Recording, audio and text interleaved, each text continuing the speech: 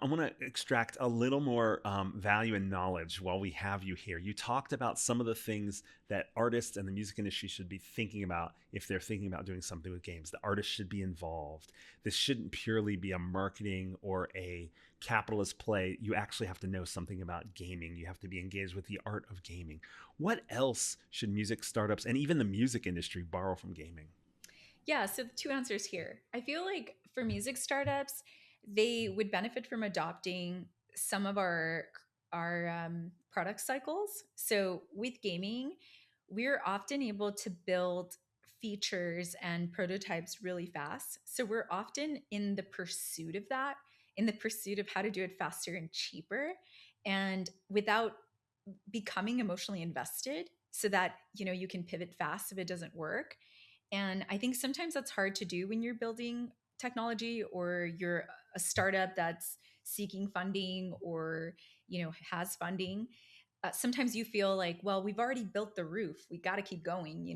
And I think what we do, we're very disconnected, we're almost egoless in creating games, and our goal is always to have like a short cycle. Does it Hmm. work? If it doesn't, let's keep moving, let's extract it and keep going. I Mhm. think there's great benefit to it, and also I think keeping track of data. For the music industry, this is something that I think about a lot, which is in gaming, especially in social gaming, you got to know who your whales are. In mobile gaming, we know who our whales are. We know who the community is, who spends money.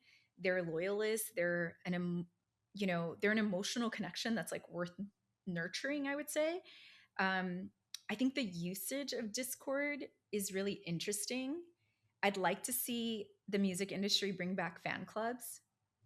You know, Gaming knows who community is, who spends money and all of that. And I think that Discord allows you to cultivate a lot of that data very easily without needing to build proprietary technology. I think it's an interesting thing that I think the music industry could learn from gaming and maybe adopt. Really interesting. Yeah, no, I like that. You're really just talking about if people aren't in gaming, they may not realize there's so much community involved, but also in the way that you've built products, the games themselves, you actually have a strong sense of who your most active, your most valuable, financially valuable gamers and users are, and being able to build for them and interact with them and create more community, create more ways for them to interact and stay in touch with Yeah, them. and I'd love to see the engagement feel more less extractionary. Like Mm. I think you have to cultivate a real community. I remember when we were working with Atlantic on the Wiz game, they had a really cool, they're Warner now, but they were investing in tech. They were doing something with Ryan Leslie, I think Megaphone, which was like community. And they kept throwing community around, but all it was like a text blast. It Mm. allowed you to like do a text blast. And it's like, well, that's not really like community. And I think gamers are big. People end up getting married because they met in a gaming forum. And when you think about, I'm really interested in Discord, and I've not seen an artist use it, but I think they should, because it reminds me a little of, do you remember OK Player?